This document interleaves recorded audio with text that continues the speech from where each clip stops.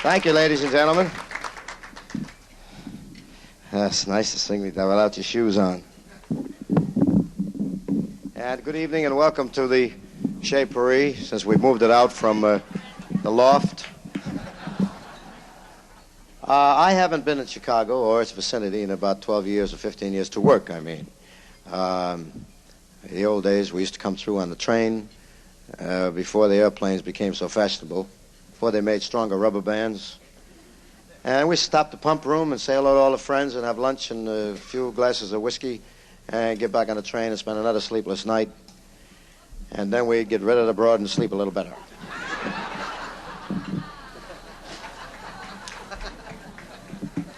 I'm very happy to be here performing for you tonight, ladies and gentlemen.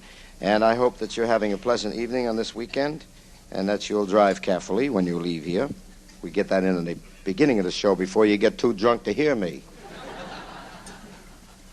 I'd like to... by the way, this is a new brand that somebody gave me. It's an LM. It's a long mother. It's about 1.5 inches longer than any other kind of cigarette. And this is for the avoiding of any kind of cancer, this cigarette, you see. But because of the double filter, you get a hernia trying to drag the smoke through. So you got to take your choice.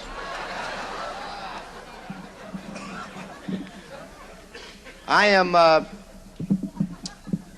happy to be here, particularly with my cohorts. The drunk who was out here a minute ago. And also Smokey the Bear. That's Sam Jr., whose hair we're going to cut tomorrow morning at the hotel. He thinks Como's a good barber. Wait till he digs me with a pair of shears. Oh, boy, you're going to get yours in the morning. Sammy nearly didn't make it. He called up. He said, I don't think I'm ever going to make that date.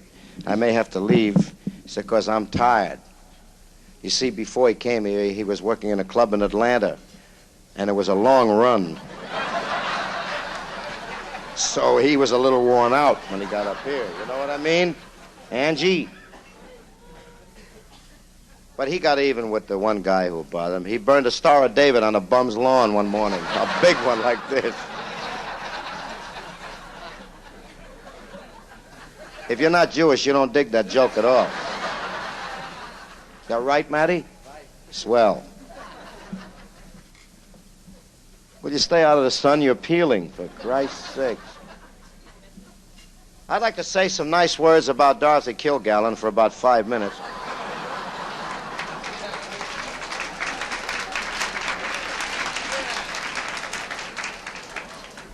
An interesting thing about discussing people in the journalism world.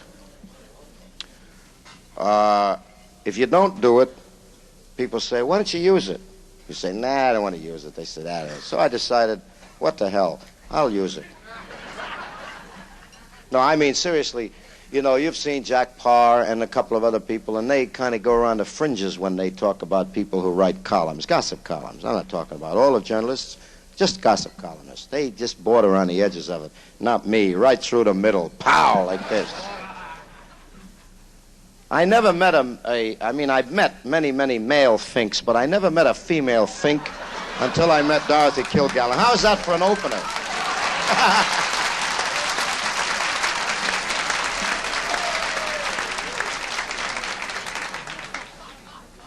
I wouldn't mind if she was a good-looking fink. But an Andy Gump of What's My Line is ridiculous.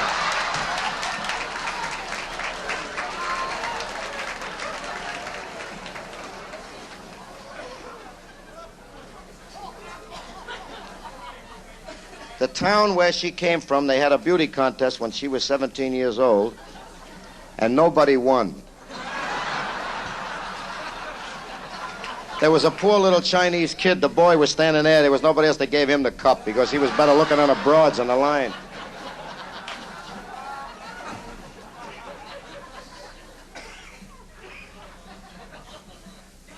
I have read many stories about the heroics of man through the years and all of history, in ancient wars, modern wars, and they've been given medals and great tributes. But the guy who married her is the guy, he's got more guts than any man I know alive or dead. So we ought to buy him a medal. Let's buy him a ticket or a travel folder. Maybe we can get him the hell out of town.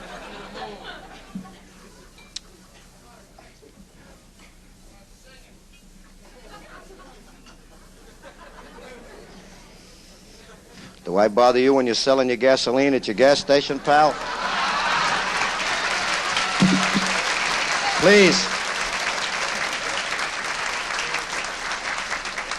Not even the high octane do I bother you. I'm going to do just what you said. Attaboy. I want to give you a little preview of a song that I recorded with the Basie Band about a month ago, and it's in an album. It's Reprise. And the reason that I got to record first with Basie's band on this label is because I happen to be the president of the company. Otherwise, Smokey would have been in the studio ahead of me. Because, you know, they're very clannish, those people. They stick together like this. I mean, we Italians, once in a while, we step aside. We let another guy take the spotlight, see? But those Arabs, I want to tell you something, boy.